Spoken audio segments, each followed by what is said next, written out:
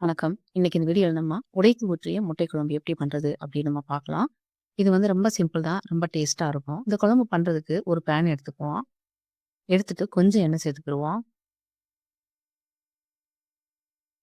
ஒரு பெரிய வெங்காயத்த இந்த மாரி சின்ன சின்னதா கட் பண்ணி வச்சிருக்கேன். அத இதோட சேர்த்துடலாம். சேர்த்துட்டு இந்த எண்ணெயிலே நல்லா வதக்கி விட்டுக்கோங்க. இந்த வெங்காயம் வதங்குனதுக்கு அப்புறமா இது கூட 2 பூண்டு சேர்த்துக்கோங்க. இதையும் நல்லா வதக்கி விட்டுக்குருவோம். 2 தக்காளிய நான் கட் பண்ணி இதோட சேர்த்துருக்கேன். இதையும் நல்லா வதக்கி விட்டுக்குருவோம்.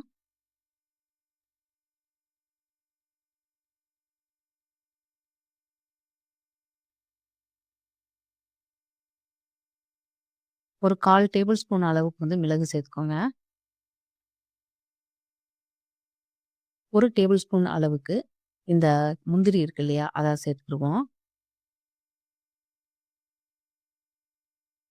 இந்த முந்திரி வந்து சேர்க்கும்போது குழம்பு வந்து ரொம்ப டேஸ்ட்டா இருக்கும். அதுக்கு தான். ஒரு 1/2 டேபிள் ஸ்பூன் அளவுக்கு வந்து சோம்பு சேர்த்துக்கோங்க. ஒரு 1/2 டீஸ்பூன் அளவுக்கு கசகசா சேர்த்துக்கோங்க. சேர்த்துட்டு இது எல்லாத்தையும் நல்லா வதக்கி விட்டுக்குருவோம். தக்காளி வந்து நல்லா வேகணும்னு அவசியம் கிடையாது. கொஞ்சம் லைட்டா நம்ம வதக்கி விட்டா போதும். இது எல்லாம் நல்லா வதங்குனதுக்கு அப்புறமா நல்லா ஆற வச்சுட்டு ஒரு மிக்ஸி ஜார்ல போட்டுக்கோங்க. இது கூட ஒரு இஞ்சி துண்டு சேர்த்துக்குருவோம். சேர்த்துட்டு இது மிக்ஸியில போட்டு நல்லா பேஸ்ட்டா அரைச்சு இந்த மாரி எடுத்துக்குருவோம்.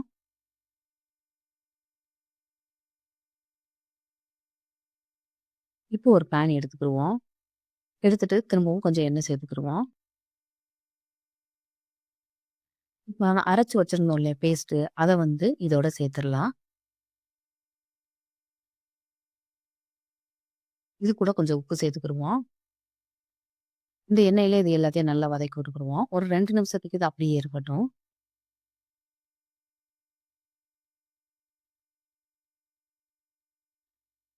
ஒரு 2 நிமிஷம் கழிச்சு 1 டீஸ்பூன் அளவுக்கு வந்து மிளகாய் தூள் சேர்த்துக்குருவோம். 1 டீஸ்பூன் அளவுக்கு வந்து தனியா தூள் சேர்த்துக்குருவோம். கரம் மசாலா வந்து ஒரு 1/4 டீஸ்பூன் சேர்த்துக்கோங்க. ஒரு 1/4 டீஸ்பூன் அளவுக்கு மஞ்சள் தூள் சேர்த்துக்குருவோம்.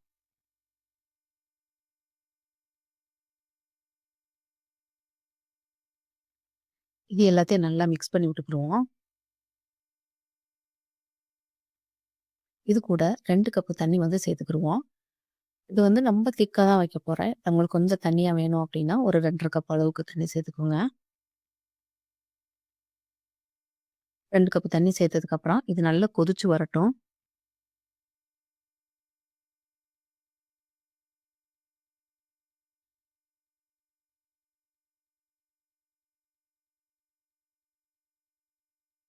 பாருங்க நல்லா கொதிக்க ஆரம்பிச்சிருச்சு. இது ஒரு 5 நிமிஷத்துக்கு நல்லா கொதிக்க விட்டுருங்க.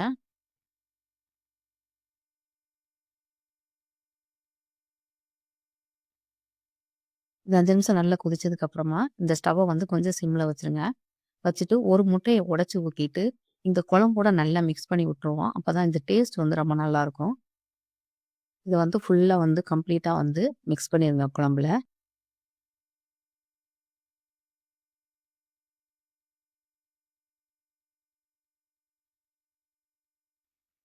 ஒவ்வொரு முட்டையா வந்து நம்ம இந்த குழம்புல வந்து உடைச்சு, ரொம்ப மெதுவா வந்து ஊத்துங்க. அப்படி இல்ல அப்படின்னா, இந்த முட்டை வந்து குழம்போட மிக்ஸ் ஆயிரும்.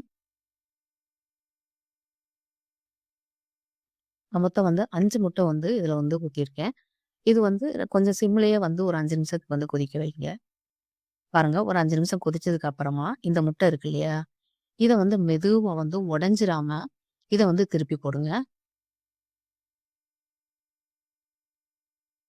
இன்னொரு பக்கம் திருப்பி போட்டுட்டு, இன்னொரு 5 நிமிஷத்துக்கு வந்து இத கொதிக்க வைங்க.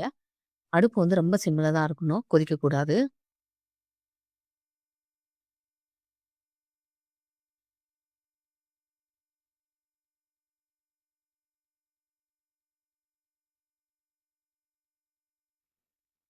இந்த குழம்ப வந்து இறக்குறதுக்கு முன்னாடி தாளிச்சு ஊத்திக்கிடலாம். அதுக்கு ஒரு பேன் எடுத்துட்டு, கொஞ்சம் எண்ணெய் சேர்த்துக்கிருவோம்.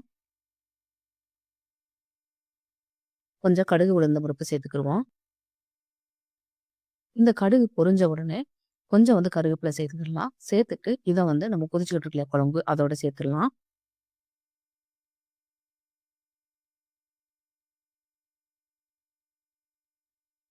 பாருங்க சூப்பரான குழம்பு வந்து ரெடி ஆயிடுச்சு.